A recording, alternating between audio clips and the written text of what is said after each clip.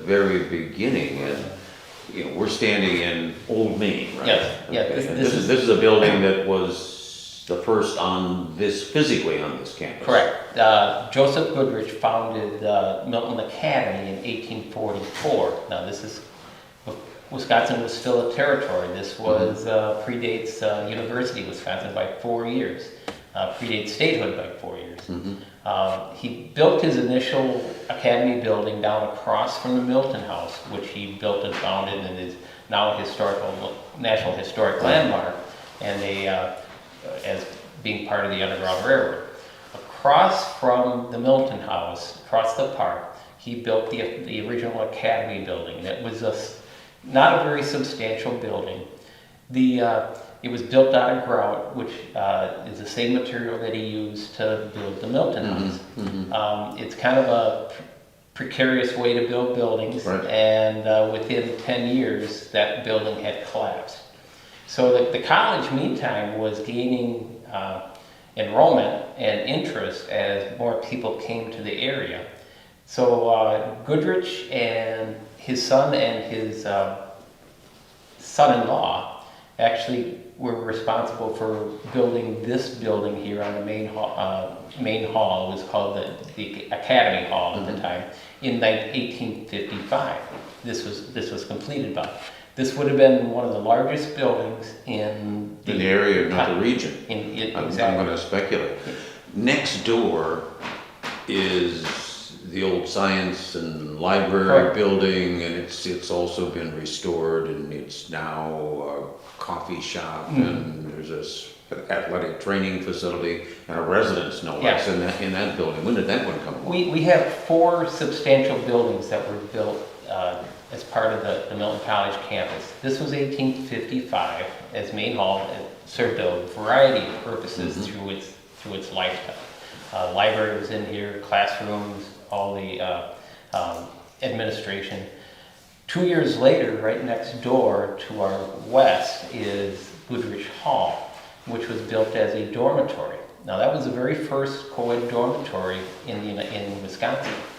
But that was built in 2 years after this building. It used the same type of Milwaukee cream brick. So those were the 2 main buildings on campus.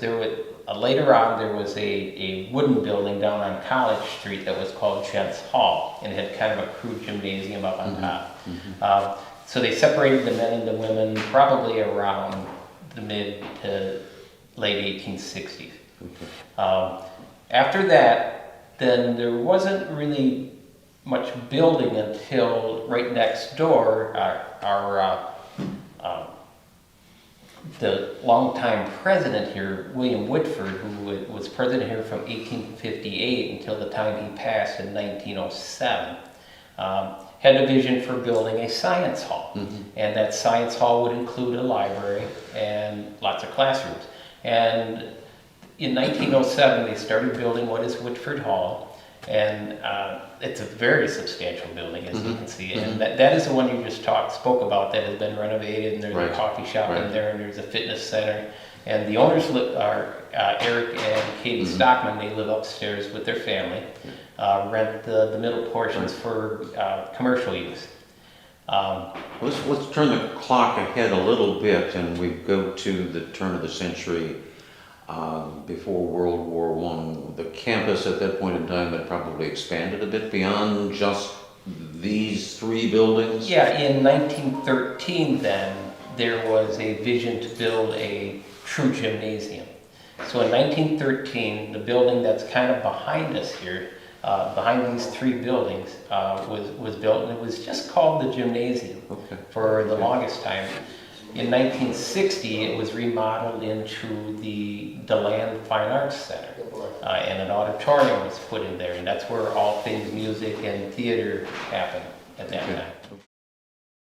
We're in Old Main right now, Yeah. and this has been kind of a restoration project of love for not only you, Doug, but also for the Historic Preservation Society, and I'm guessing this is kind of one of those rooms that is a compilation of a lot of different parts of the history of the college, not the least of which you've got the College Milton Hall of Fame, which is behind us.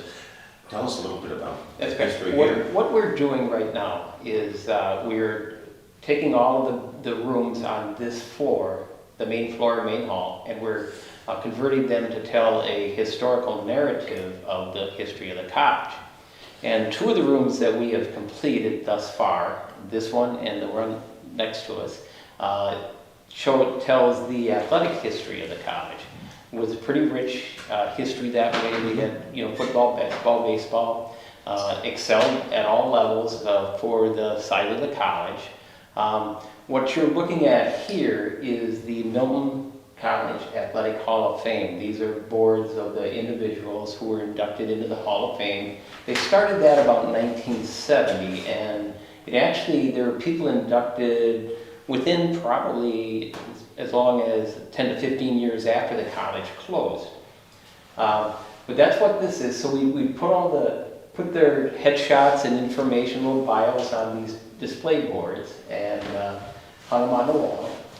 We also, in this room, there's so many wonderful photos of college athletics down through the years, and we blew them up and put them on the walls. Kind of shows the diversity. There's women's teams here from the early 1900s, displaying the trophies and the plaques that they won and things like that. Now, this was a co-ed institution. Yes, oh yeah, Okay, correct. it was a co-ed institution Yeah. for as long as it existed. Correct, yep. One thing, it was not a Seventh-day Baptist academy per se, but it had very much Seventh-day Baptist influence that from Joseph Goodrich and the people who came here and worked under the college. And they believed, the Seventh-day Baptists believed very strongly in educating women, which not all religions, embraced at that time. It was to read the glory of God and things like that. But so when this academy opened, there were women students. And as I said, that Goodrich Hall next to us is the first co-ed dormitory in the state of Wisconsin. Well, it's kind of fun as you look through the history of the Athletic Hall of Fame. There's some names there that are familiar to I think a lot of people. People come behind me though, and you see Dave Craig. Dave Craig, yeah, he was a big time quarterback with the Seattle Pilots of the Seahawks. Seattle Seahawks. Yeah, he played 19 years in the NFL. Yeah. But when you look, he had his start here in Milton. That's correct. When you look here, people come through here and they are so surprised to see the people who played their sports careers here in Milton. We have people like Ron Grosstein, who was the longtime coach at Evansville High School. We have Jack Gregory, longtime coach at Edgerton High School. Evelyn Sayer Shadle. Yep, Evelyn. Yep. She women's basketball, and that was back in the time before women's basketball really gained any legitimacy. Yep, they had I want to say it was a little more than intramurals, but they didn't really play what we consider to be an intercollegiate season. They probably had about 5 or 6 games, and they played club teams and high school teams and things like that.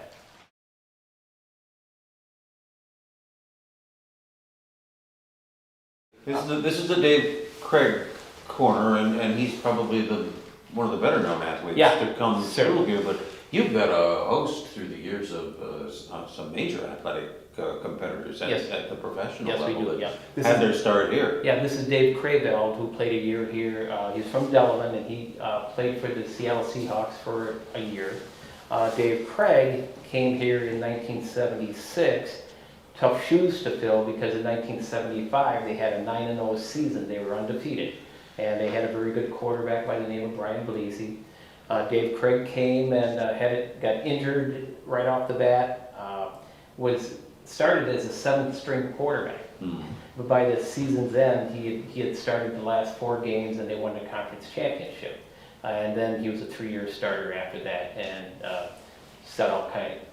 didn't set all of the school records. Ron Grosstein and Blasey have a couple of those, and a guy by the name of Joe Grafenauer. But obviously had a really good career here. And then Rudy, with his connections to with coaching and had a lot of professional connections. Sent tapes like this to the Seattle Seahawks, and when you look at those tapes, you wonder how can you see anything on there. But anyway, coaches had great eyes. Yeah, they were impressed, and they called him on a spring day in 1980, and he went out for a tryout, and circumstances happened there where they were transitioning out of Jim Zorn, was a very well-known quarterback at the time, and Dave secured the job in 1983, took him to the AFC playoffs or championship game, and then went on to a 19-year career with Kansas City, and played for a number. At the end of his career, he played for a number of teams, including the Bears and the Detroit Lions and Tennessee Titans. There were two significant events that affected small colleges in the 90s. One was the Vietnam War, and certainly small colleges became places where you could get admitted and qualify for a student deferment and avoid the draft and stay out of Vietnam. The other big event that happened in that period of time was Title IX, which essentially turned the world of athletics upside down, and it was the equivalent of the equal opportunity law that basically said you had to treat women's athletics in the same fashion you did men's intercollegiate athletics. Did that have an impact here at all? At that time then, I'm not sure if it really had a financial impact, but Milton College transitioned into a couple of very good women's sports programs. Their basketball team at their last 3 years compiled a record of 65-24. Okay. And was considered one of the small school powerhouses in the entire region. It was coached by Brian Belize, who was the quarterback here and also coached some football. But he had a way of getting some very quality women here to come and play basketball during the late 70s. But they didn't really, in terms of financial implications, they didn't build new facilities. They just more or less shared gymnasiums, and there was women's softball here, so just kind of go to a park and play. Yeah. Well, this was men's baseball and football school. Basically, in its era. And I was curious if the women's athletic side took off in the same sort of fashion and became. It started to, and when you talk to Brian, he was really building something here with that basketball team. They were tremendous, and they were beating larger schools, and he was recruiting. He said he was recruiting all state players, but it's too bad that the timing worked out that program couldn't have gone another 5-10 years to see what would have happened. It's funny because the same things that brought the beginnings of women's athletics and made small colleges thrive with enrollment ended the era of small colleges and women's athletics because the Vietnam War wound down, the draft disappeared, and suddenly you saw enrollments declining rather significantly. This had been set up to kind of talk about the World War I veterans. So we had substantial number of Milton College students who went to World War I. I think there's something like three to five of them were killed, either accidentally or in action. So we have muster rolls and things like that. And it actually was a booklet put out in the 1940s about all those guys. That is a wonderful resource. Let's crank it ahead beyond the Great War to World War II, and Milton College had a role in providing soldiers in that war. In fact, I note that the enrollment of the college dropped to 53 students during World War II. Correct. From a peak before that of several hundred. Yeah, and it's a very difficult time for everybody during those years, and it certainly impacted what was going on here. there were maybe 2 male students on the entire campus, and the other 45 or whatever were female. So everybody was so involved in the war effort. And it takes some time to recover from that. You know, obviously the college didn't have the tuition money coming in. After World War II, through the GI Bill, there was a substantial number of former soldiers who came and back and continued their education here. Correct. Did the Korean War then do a bit of the same in terms of interruption of the moment? Yeah, a little bit. You see histories of written biographies of people that, you know, they were here and then came back after serving in Korea, things like that. Just kind of it was so fluid situation where people just kind of came and went according to what their work situation was and the military obligation. Mm-hmm. Interesting. This was also the president's office for this room would have been, at one time I'm told, this was the president's office. Got great natural lighting. Absolutely. And a lot of memorabilia that's certainly worth some time and energy. Let's move on to another stop. Let's head upstairs to the chapel. When you mentioned, Doug, that this was a versatile building, Old Main contained everything from offices to classrooms. Remarkably, up here on the top floor, it had the chapel. Tell me a little bit about the history of the chapel. The chapel itself I argue, is the most historic room in all of Milton, if not all of Rock County. This was the largest room in Milton from the time it was built in 1855 through probably about the 1880s when some of the larger churches began expanding and having larger meeting halls. So anything of importance happened in this community, pretty much happened in this room. There were anti-slavery meetings here. There were, we believe that Sojourner Truth spoke here. Lectures from all kinds of people. In the 1860s, when students were mustering into the Union Army, prior to going down to Camp Treadwell or wherever else they went, they drilled in this room. This was a drill hall. Correct. Okay. Wow. So there is a substantial amount of history that happened in here. Mm-hmm. Well, let's go in and take a look around. Sure. We're in the chapel, and it would be totally out of character for me, Doug, to stand up here and go to the podium and say, my friends in... It just Let's would be be clear. different. Yeah. Let's be perfectly clear. This is another one of those rooms that just basically goes back in history. Versatile, you mentioned earlier that it was everything from a gathering point for community meetings and anti-slavery meetings to a drill hall for people mustering out to head to the Army or military service. Throughout the 1800s, they did actually have what was called chapel that started the day for the students. So it was almost like a homeroom. Everybody gathered, the bell would ring and everybody would gather here, whatever specified time. And announcements, things like that. There was probably prayers involved. And then everybody went on with their day to classes. Now later on, I'm not sure how long that tradition lasted. I would guess early 1900s, it probably just did away with the chapel part of the day. This room, even later in its history, was used as a classroom. We have some very unflattering pictures of this room having a dropped ceiling and as well as Venetian blinds on these beautiful windows.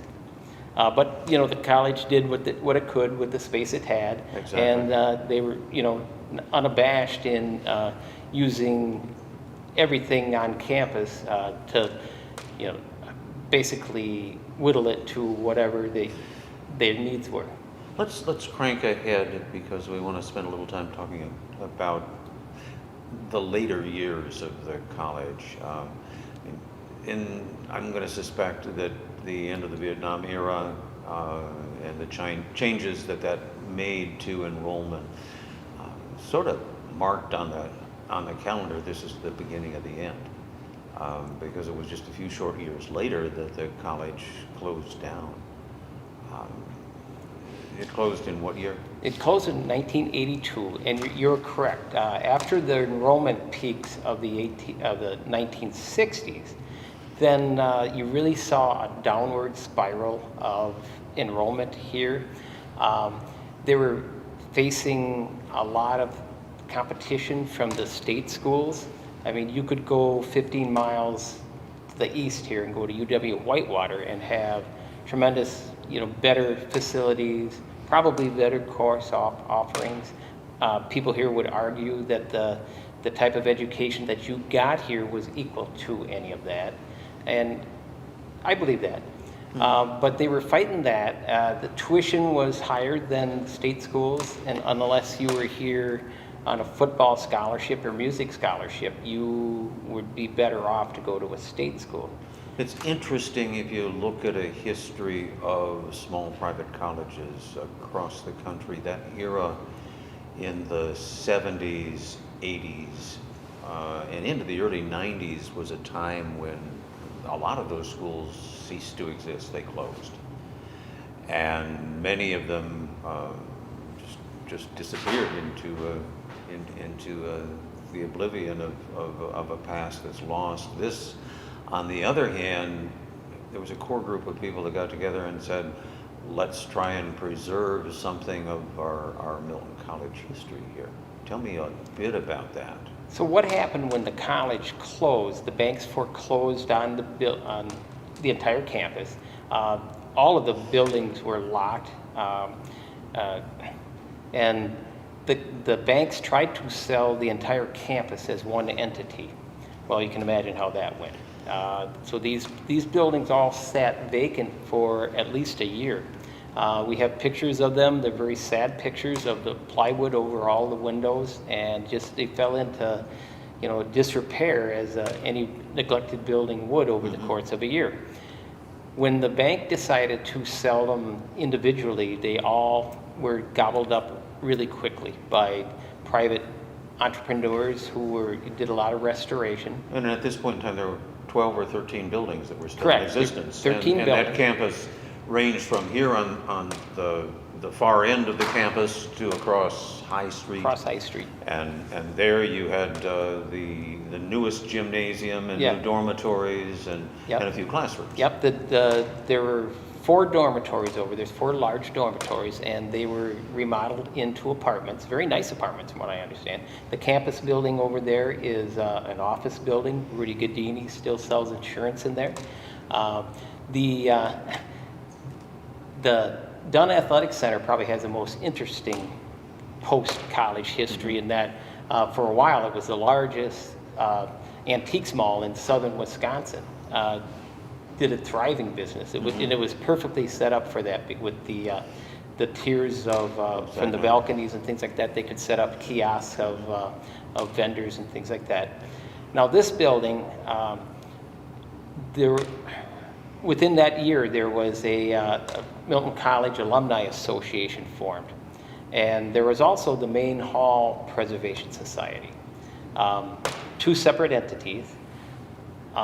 The bank agreed to sell this building for $1 to the Main Hall Preservation Society. And the Alumni Association kind of operated on its own, but kept alumni very involved, a very thriving group. A lot of the alumni were still around, and this place held were very near and dear to their hearts. So after those 2 entities eventually merged in the 2000s, and now you have what is called the Milton College Preservation Society. We still have a base of about 500 alumni members who are on our mailing list. There's a lot more out there, but we send material every other month to. I created a magazine that is our alumni newsletter, which I explore a lot of history and pictures and things like that.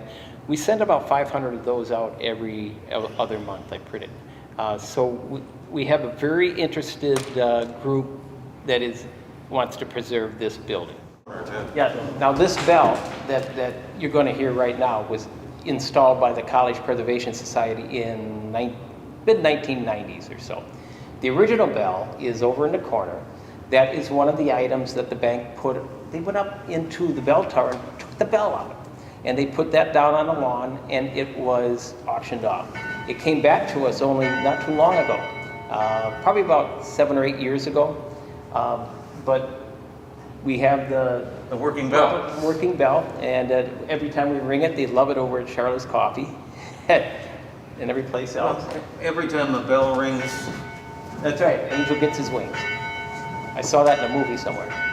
It's funny how the community comes forward at those points in time where you put out that all call that says if you have memorabilia or you have something out there that would bring back a bit of the college.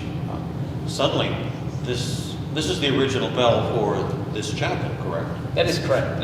This bell was forged in 1867 in a foundry in Cincinnati. What happened in 1867 is that an expansion addition was put on to this building, to the original 1855 building. And part of that expansion was they built the bell tower. So prior to 1867, there was not a bell tower.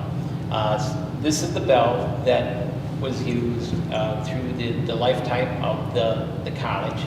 The banks, at their time when they foreclosed, they took everything that was not nailed down, including the bell. They went up in the bell tower, got it out of there, and put it on the lawn and auctioned it off. And so piece by piece. That's correct. Yeah. We were very fortunate that a local family purchased the bell, and they stored it for, God. I was going to say that begs the question: what does a local family do with a bell of this size? That's a big bell to use as a supper bell. Yeah, right. It basically sat in somebody's shed for until about 2017, I think, is when we got it back. But it's a wonderful gift to bring back. It was. To the building. That takes me to the next big project that Milton College Preservation Society has on their sites. You want to add an elevator to the building to make it fully accessible to all individuals, correct? That is correct. We have, being an old building, you have those accessibility issues that just weren't even thought of or even made possible at the time that they were built. We have a very nice space downstairs, which is a lounge area and a kitchen and things like that. That's where the restrooms are. So when you're up here, we are 2 flights up from the lower level. And if you have an event here, whether it's a conference or a wedding or a recital or any other event, you have to utilize the restrooms. You have to go down 2 flights of stairs and cross the building twice to get there. What we want to do, our vision is to make this building more usable for generations to come. And in doing so, we have to make it more accessible. Certainly. And an elevator that would connect the very lower level with this level is a key component of that vision. Does that include restrooms on this floor as well? There are not restrooms. There are no plans without restrooms on this floor. No. So Yep. it'll just be a little easier to get to them via the elevator. Yep. Okay. Hey Dwayne, check this out. It's a little brief article about the chapel that Rich and Doug were just in. It's been a wonderful time to take a quick look at some of the progress you've made, Doug, in bringing history alive again here in the Milton College campus. If I am a viewer and have an interest in contacting Doug Welch at Milton College, what's the protocol?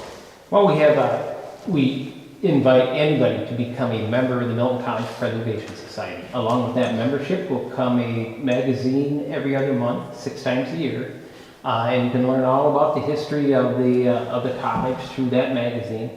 But the best way to do that is to give us a call here at Main Hall at 608-868-2354. Is there an email address they can contact you as well? Yes. And do you have a social media presence? We do have a Facebook page too that's called The Spirit Lives, and it's for Milton College alumni, but anybody can view it and join it. And we post a lot of pictures on there. And my email here at Milton College is doug@miltoncollegesociety.com. And that's all one word, all lowercase. Excellent. I guess a closing comment, and we can go on and do a bit more in private with our exploration of the history of Milton College. So in closing, I guess all we can say is Milton College, go Wildcats. Go Wildcats. Go Cats.